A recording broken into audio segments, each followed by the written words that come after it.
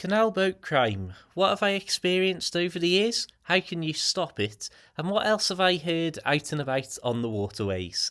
Unfortunately, crime seems to be a side effect of people being anywhere in any sort of number. Sooner or later, there's going to be a bit of trouble. And that's a sad reality that you have to remember when looking at the canals and watching these videos online and thinking how idyllic and beautiful and peaceful it looks.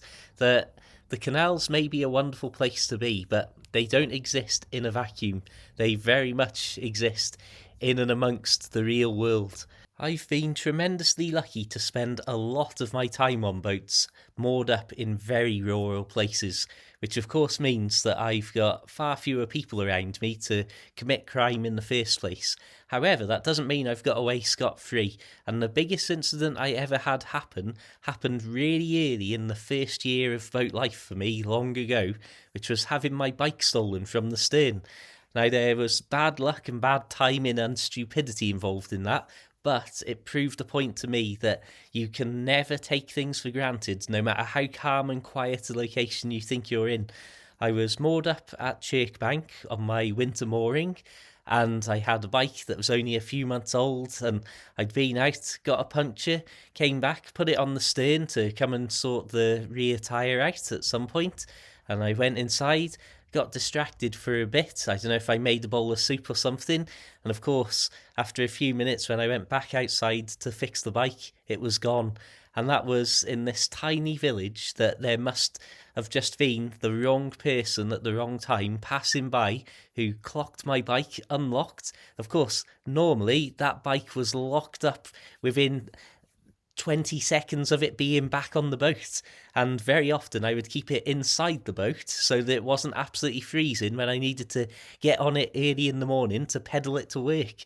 But like I say, that was a very important lesson, to keep everything under lock and key, maybe keep the bike on the roof as I did in later years, so that if somebody tried to take it, you would hear it. It would be a lot more difficult. They'd have to step on the boat to reach it, and hopefully you would be alerted. So that's a first important tip, of make it as difficult as possible. What I actually ended up doing on my second boat was wrapping a loop of string or rope around one of the tyres of the bike, and then draping that in through the window and closing the window up. So when I was in bed, I could literally see the bike was still there because the string and the rope was still in the bedroom window. But yeah, that's just a totally over the top precaution maybe, but an important thing that gave me peace of mind at the time at least. The only place I've spent any significant time moored up in the close vicinity to houses is at Ellesmere. Now, Ellesmere isn't a big place, don't get me wrong, and it is an absolutely beautiful place. But unfortunately, the proximity of the canal to it certainly seems to encourage some characters, shall we say, to come and have a look at the boats. And I know myself that somebody, when I wasn't on the boat, had been trying to gain access to the boat and had been on my boat because the cobwebs around the padlock on the back had been disturbed and broken, which, unless there was a very big spider fight going on, I don't think would have happened in any other case other than somebody stepping on the boat and seeing if they could pull the lock open or break the lock open. And it's also somewhere where, just on the outskirts by Blakemere, somebody came along and stabbed the front and back covers of my boat, those little canvas style covers. There was just two clear puncture wounds, one in the front, one in the back.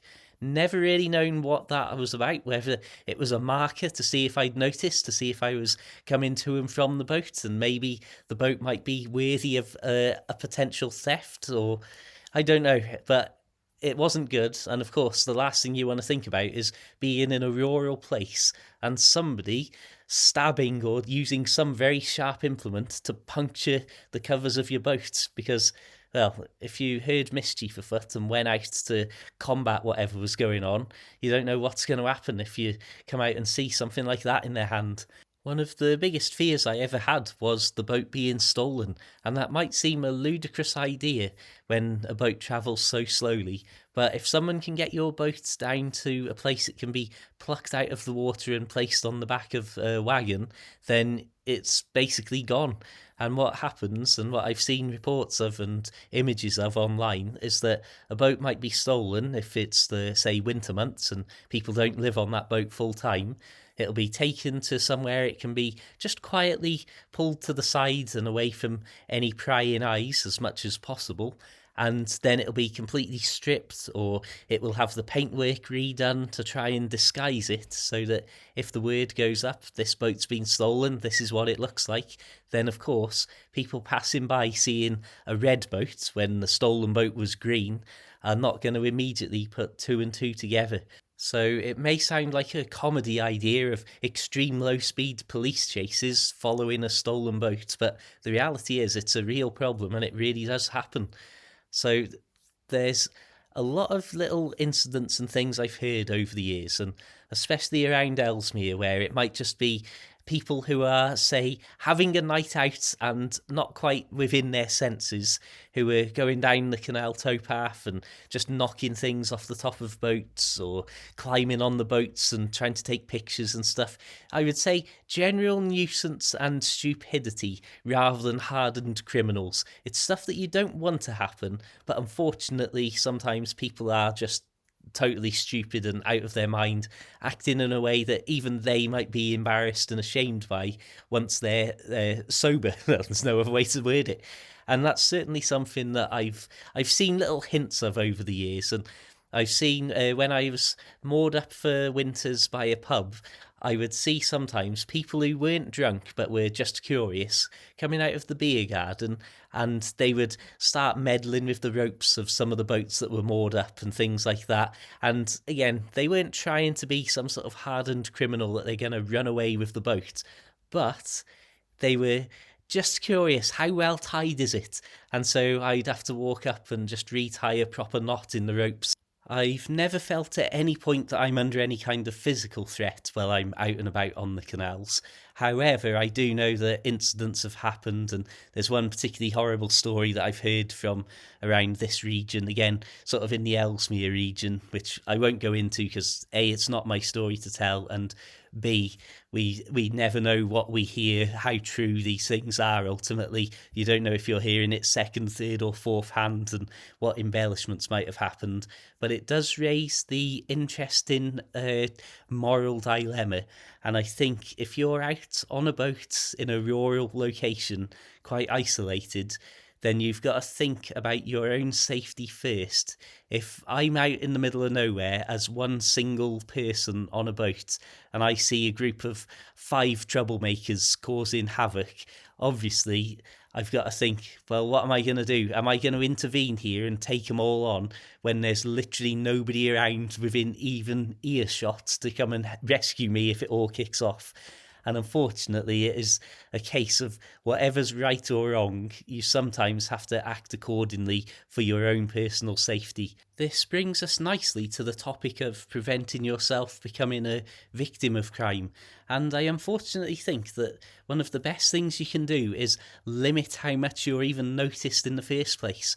For example, my boats were relatively small, relatively old, and so I didn't have a boat that immediately looked like it was fancy and new and might have expensive things on it. I didn't look like I had anything valuable, and nobody would have hopefully thought, oh, I bet he's got MacBooks and iPads and GoPro cameras and all his electrical stuff on there.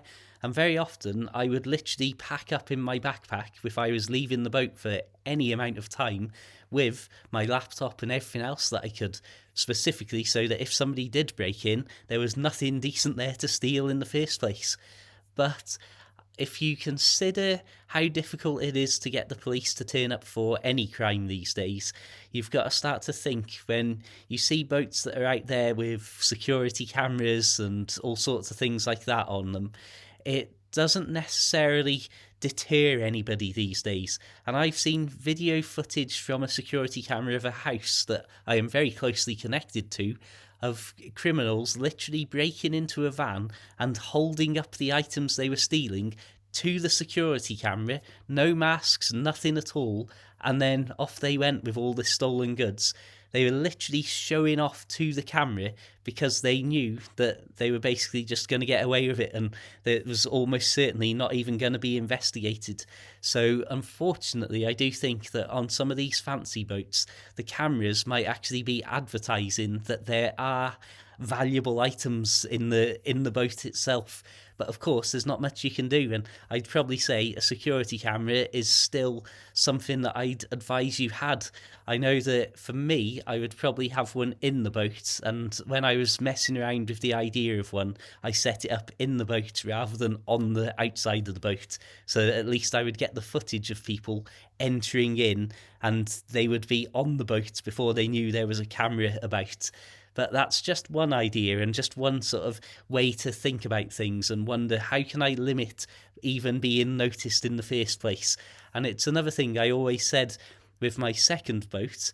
What I didn't like about the door was it had an actual padlock on the exterior. So what I would do is use the front doors, which I could lock up with a normal key, so I could then lock the rear door from the inside, so there was no padlock on the exterior, so it wasn't obvious whether I was on the boat or not. Because if there's a boat locked up with a padlock on the outside, it hints, it might not always be true, but it certainly hints and gives the idea that somebody's left that boat, locked it up, and now there's a potential sitting target empty in a derelict, desolate area of the canal. And you don't want those repeat visitors in the night time. We are lucky that these days there are a lot of cheap options for deceiving people. And what I mean by that is that we can deceive people into thinking that the boat is occupied even when it isn't. And this is a key thing that I would try and make it impossible to know whether I was on my boat or not. So like I say, that involved not having the padlock on the outside of the door. It involved me always having the ropes and anything on the boat externally in the same place, so that people wouldn't be able to start seeing a pattern that if I was on the boat, then I'd be moving stuff around. Instead, it would always be like the ash pan, for example, would always be in the same spot on the stern, and so it didn't create obvious recognizable behavior for anybody who was walking up and down the canal towpath regularly to spot and go, interesting, that hasn't moved for a while, because stuff would simply never move in the first place. Now, there are a lot of things we can get these days, lighting and stuff that will turn itself on at different times of day. If you've got a fancy boat with internet and something like an Alexa, then of course you'll be able to have lights that are remotely controlled, so you yourself can set them on and off and maybe check in on your security cameras for peace of mind. And these are all simple things, but they help to create that illusion over time. And finally, and most obviously, of course, mooring up amongst other boaters. Strength in numbers, I suppose. Now, that's not to say you need to go and moor up practically on somebody else's doorstep. And with me and my more rural approach to boating, what I would often do is moor just in line of sight, but not right next to, a few 100 feet away from other boats, say, so that if in the dead of night, in these very dark, very rural locations, somebody was up to mischief at my boat, they would almost certainly have to have a torch going on, and that again could alert other people in the general vicinity that something was happening. And I know that myself, with all of my late night walking and cycling, was on more than one occasion suspected of breaking into my own boat because, again, of that unusual late night torch activity going on. So it definitely works, and there's definitely people keeping an eye on the situation around them in the dark hours of the rural towpaths. But of course, it's very important to think that just the general idea that there's other people and other boats within direct line of sight to your boat will itself be a deterrent from somebody thinking, yeah, I reckon we could get in that. So, yeah, there's a lot of options out there. But of course, you can never be complacent, and more than ever now it seems that you've got to be as careful, as vigilant and as cautious as you can. And I will always say, making your actual personal safety the priority rather than the safety of your goods and other things you might have on and off the boat. will always take priority, certainly for me going forwards and looking at some of the stuff that goes on in the world today. Unfortunately, it's just not worth trying to put yourself in between potentially very, very unsavoury characters and whatever it is they're trying to steal. Anyway, I hope that hasn't depressed you too much. Thank you so much for watching. Please check the links in the description. You'll find me posting all sorts of boaty and outdoors stuff all over the internet. I write short boat life books, so please check those out if you want to help out and support the channel. And until the next time, my friends, keep it boat-worthy, keep it interesting, have a fantastic day, and of course, farewell.